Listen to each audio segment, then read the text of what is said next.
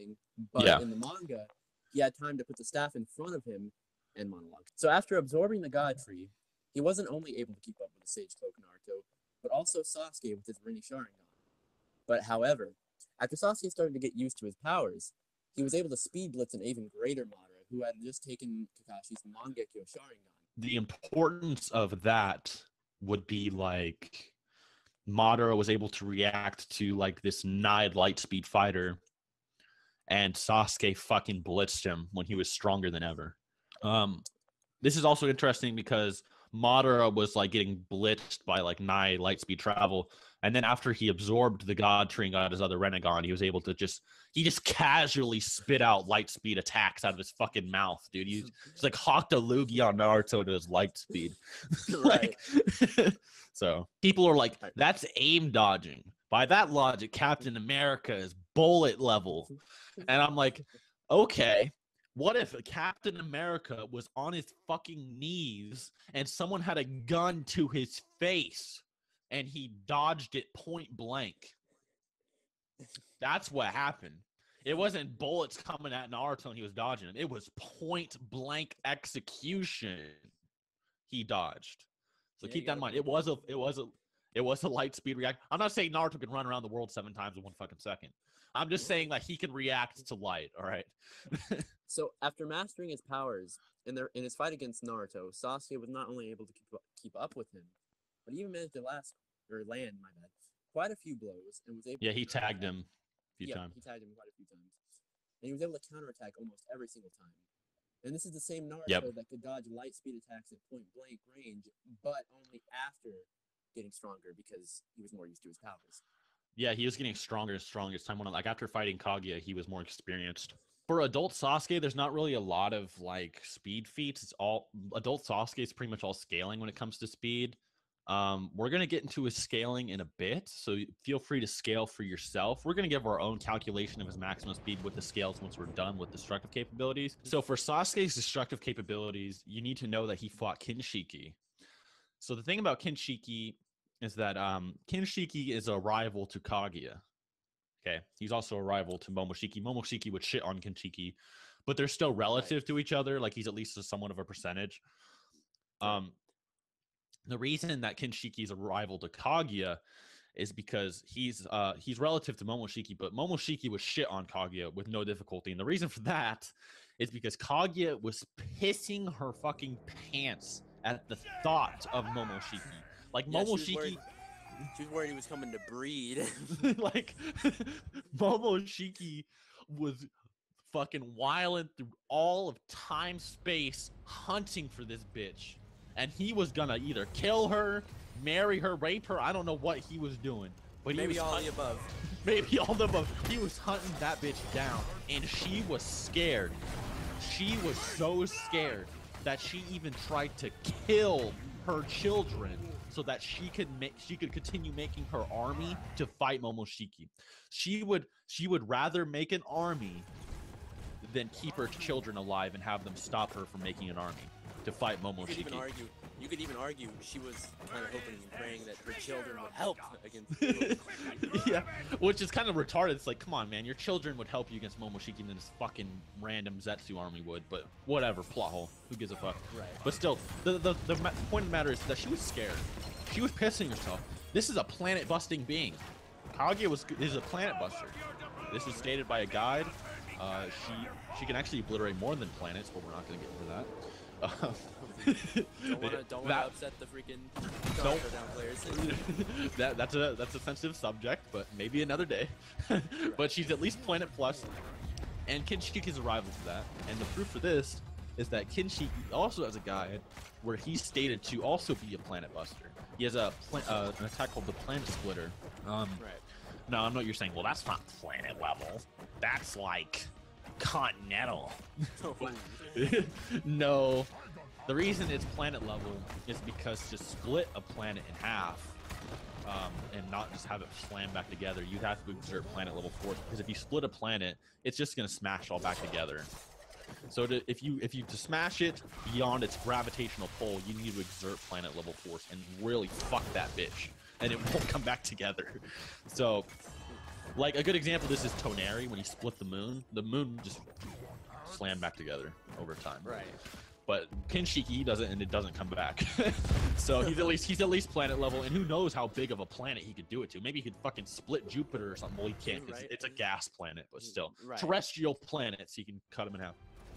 And the interesting thing about this is Sasuke dicked him down with one arm that wasn't even his dominant arm, and without even using his Mangekyo Sharingan while suppressed and fatigued.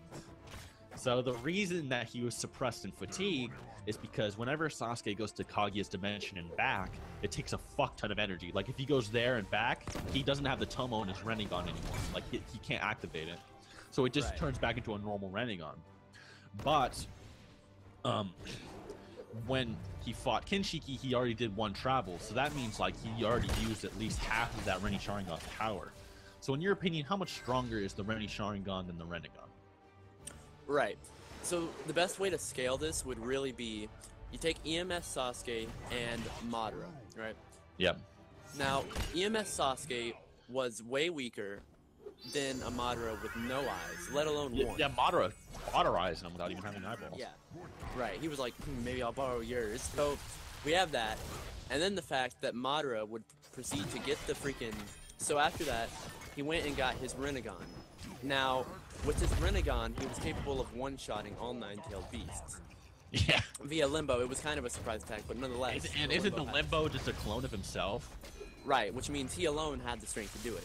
He gets the Jubi after that, okay? Now, this is the Ten Tails here we're talking about, not some joke. We're talking about the guy who literally is said to be able to destroy the world. And then he absorbs the God Tree on top of that, and then he gets a second Rinnegan, which Obito states is on a completely different level from when you only have one. Now, guess who's stronger than that Madara? With one Renni Sharingan. That's right.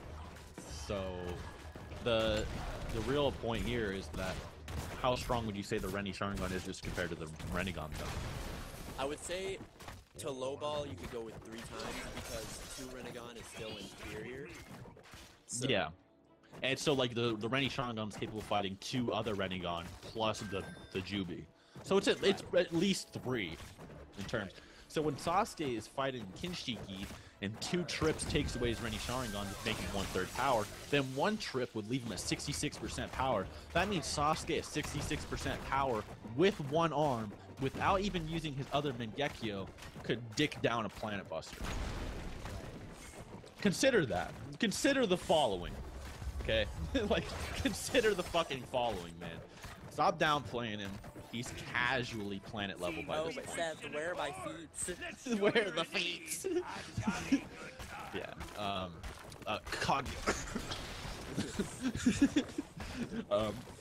But yeah, he's easily planet level. I'd actually argue and venture to say that he's easily like 2 times planet level, probably, because I'd honestly say Kinshiki is no more than like 50% of his power if Sasuke didn't even use his Mangekyo Sharingan against him. Because the difference between a Sharingan and an eternal Mangekyo Sharingan is like massive. It's a massive. Really compare it to the difference between Rinnegan and Sharingan. Honestly, you could make that fucking assumption. So honestly, Kinshiki's probably not even 50% of Sasuke, and he's a planet buster. And on top of that, you need to remember Sasuke and Naruto were able to fondle Momoshiki when he absorbed Kinshiki. They were able to bully him. Fucking took all of that punk's lunch money. Like, beat his ass in the dirt, and he was stronger than Momoshiki and Kinshiki combined, probably. Plus the 8 tails. And I think they even ate an extra god tree. Didn't they eat an extra god tree they made? If I'm not mistaken, yeah. Which, by the way, you guys remember what that did to Madara, don't you? You remember what that did to Kaguya, right? Right. Remember when Kaguya was just like normal bitch level and she became fucking Planet Buster? Imagine what that did for Momoshiki. And then remember Sasuke beat her. Oh, and remember when Sasuke fought Momoshiki? That he transported 5 people with his Renni Sharingan. Meaning he was less than 66% of his max power when he fought Momoshiki. You could really say he was logically even less than 33%. Yeah, because he fucking transported 5 people, and he loses like half his power just transporting himself. Exactly. And he still rotted Momoshiki. And Momoshiki plus Kinshiki plus Godtree plus Ninetales Chakra plus Eight Tails. Right? Fuck! And I think I used to think that Sasuke lost to Madara. Guys, Sasuke is at least multi-planet level by the time he's an adult. Low balling. Low ball level. Don't trigger them yet. So next time, guys, our next Naruto video is actually going to be Naruto versus Sasuke. I'm looking forward to that. Sasuke also, by the way, using our calculations of being 66% or even 33%, he would at least be probably around at least 2 to 3 times light speed, scaling off of Madaro's Light Fang and using the dimension teleporting argument. Also, I'd like to bring up another thing for you guys, is that something that backs up our claims of Sasuke being so much stronger as an adult is that, remember, Naruto got another half of the Nine Tails, so he got a whole nother Nine Tails, and Sasuke is still competing with him. So yeah, guys, Sasuke is a fucking beast as an adult. He's at least multi-planetary and multiple times faster than the speed of light with scaling. So, and I mean, just think about it, man. Momoshiki was already above Kaguya, fucking ate a God Tree, absorbed a tailed beast, fucking ate Kinshiki, was like another Kaguya. Come on, man. Just fucking admit it. Sasuke's a fucking beast, man. Stop downplaying the motherfucker. Anyways, guys, hope you enjoyed. Subscribe to me, man. Slayer said. Subscribe to me more than anything. All right. And hope you guys enjoyed it. Until next time.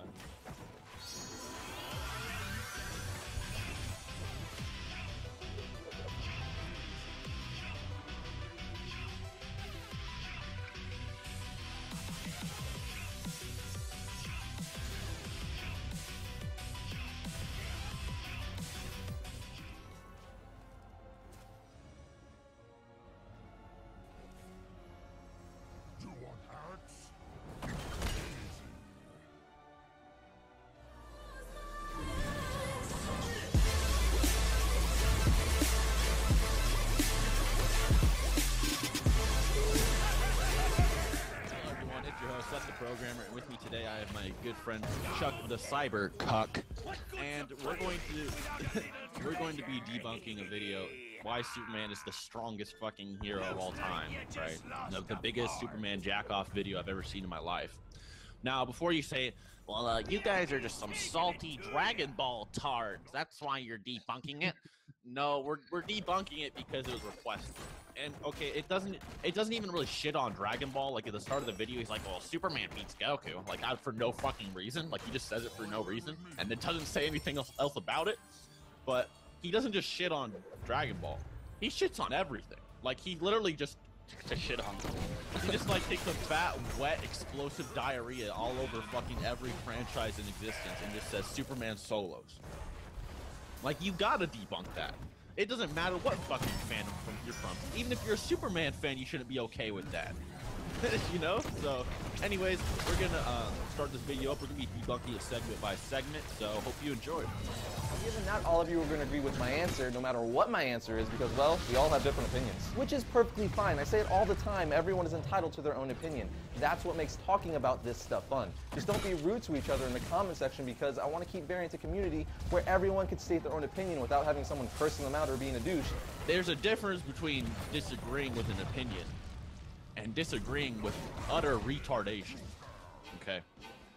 When you have 1 million fucking subscribers and you say the stupidest shit, right? The most stupid, outlandish shit, people are gonna get mad. Why? Because you have a responsibility. You have a responsibility to be credible and have integrity on what you're talking about. A good example of this is Hayun's Dojo. They made Miriam versus Perfect Cell. Okay?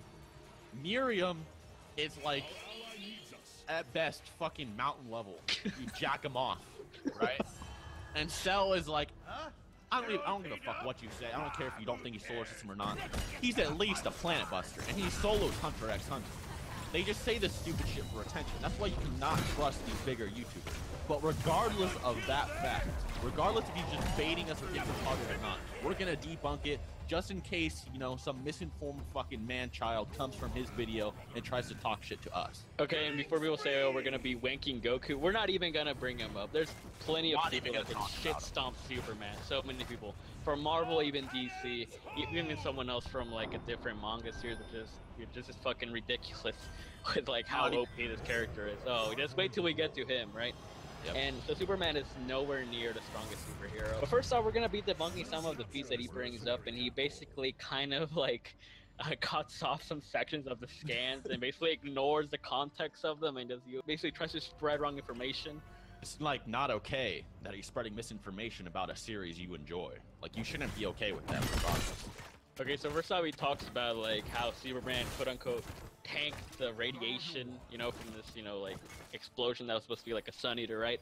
Even though on the panel, on the same panel he showed at the very bottom it says right behind it was an expanding ball of radiation that would have incinerated Clark as soon as it touched him. So he didn't tank shit. He was running away. He was basically dipping like a guy like when he didn't want to play his child support. He's like, I'm out of here. And the radiation wave was fucking like, reaching towards him. He just bam, dipped. Right there. Right? Basically wanks the feed that he held the black hole.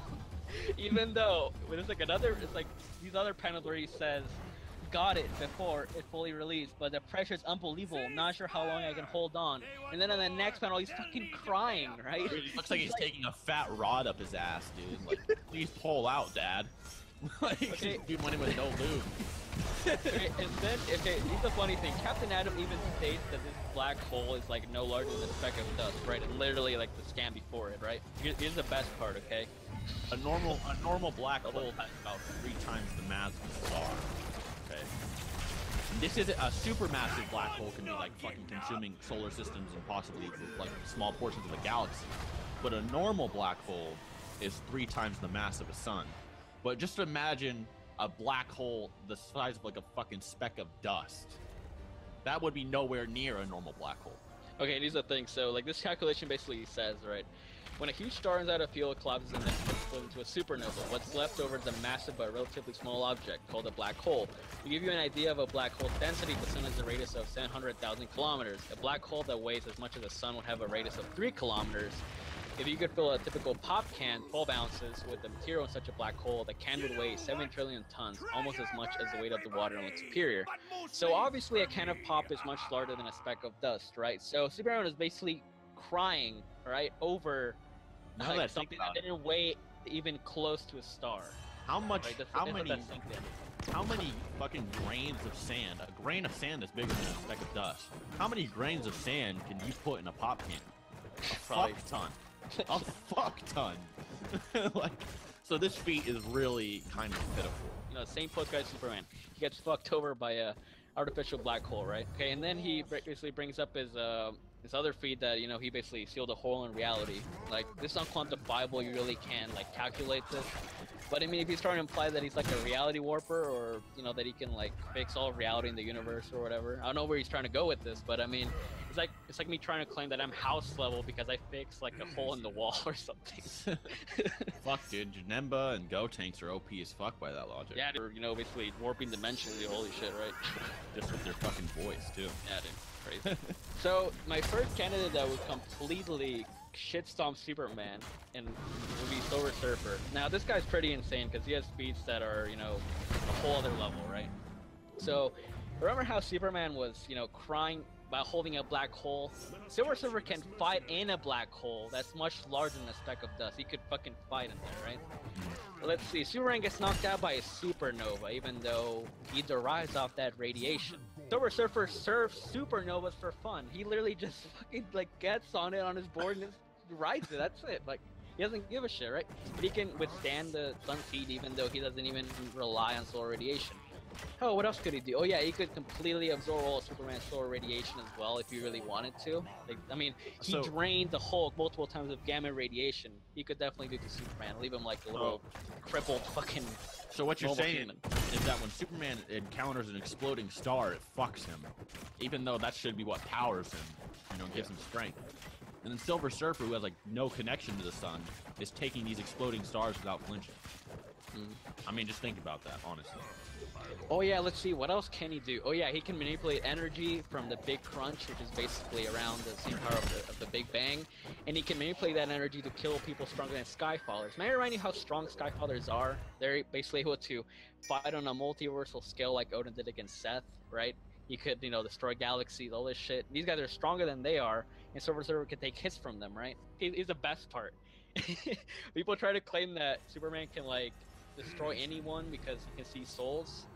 He has never shown that he can actually destroy people's souls. He can only see souls. Guess what? Silver Surfer can destroy people's souls, so Superman's pretty much fucked on that. Fuck, dude. Bleach characters must be omnipotent. Oh yeah, clearly, dude. They're all souls. Yeah, they must be omnipotent, dude. Yeah, dude.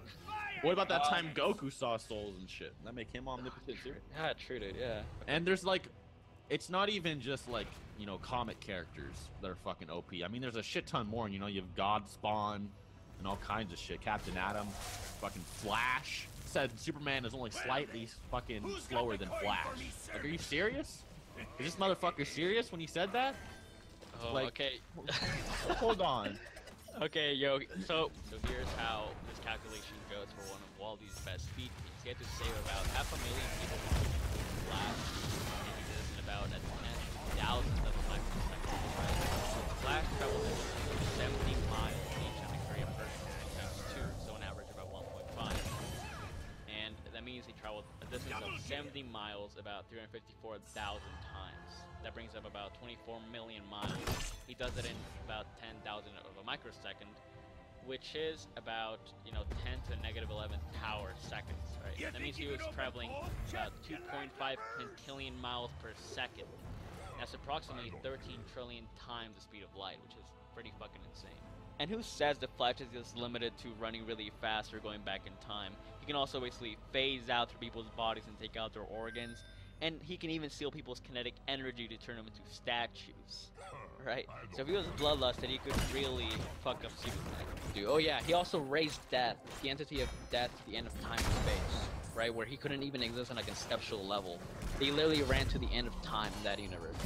And he also fucked up Anti-Monitor, which, you know, basically like beyond a universal level being, especially in Crisis on Infinite Earth. So, I mean, it is completely ridiculous to imply that Superman has any speed feats close to that of the Flash. So what about the time Hercules lifted the fucking heavens and shit? Does that not mean anything?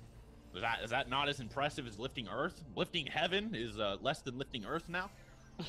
Like, and that was held it up for like a long fucking time. And I know we're talking about heroes here, but you know that Atlas lifted Earth for all of eternity. He's just lifting the fucking Earth. He's not doing it for... lifted it since like the, you know, since Earth was created, right? That's... Like he's not just lifting it and like pissing his fucking pants after lifting it for a few days or whatever, or struggling, or, you know, saying it's even a challenge. It's his job. He just sits there lifting Earth. Like, that's all he does. I mean, it's just not an impressive feat, man. There's other characters with better feats, no matter what you think. I mean, sure, it looks impressive, but I mean, you can't just say that's a better feat than most things in fiction, because fiction has some crazy shit in it, right? I mean, if you want to get technical, I mean, even if we're not bringing up, you know, heroes, have you ever heard of Cthulhu? Have you ever heard of fucking Cthulhu? You can't even comprehend his existence. If you look at him, you will fucking go insane or die.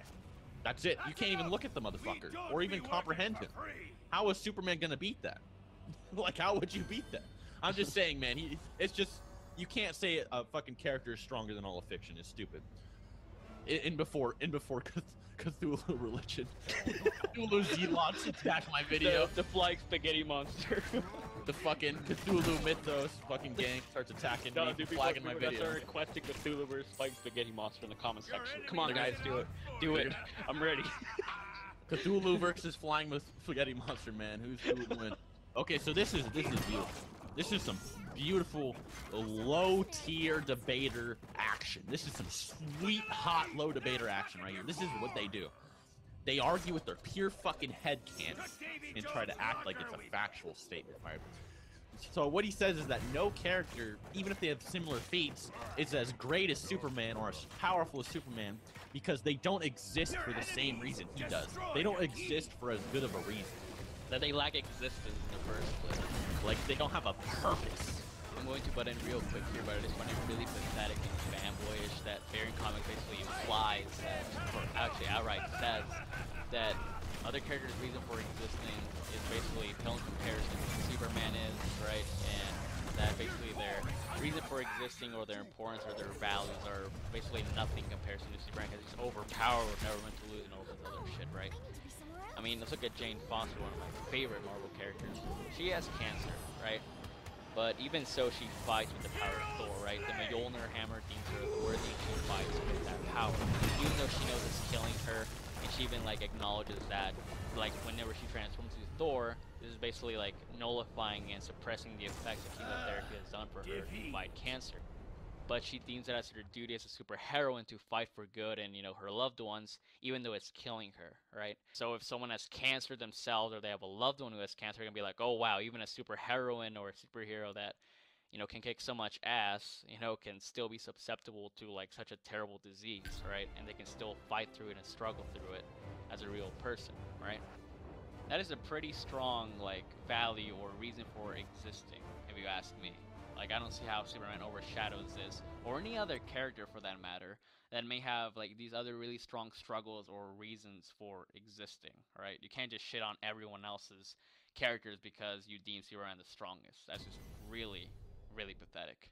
But the thing is that if Superman existed to be the strongest, that he would never be beat. He'd be like Saitama in his story.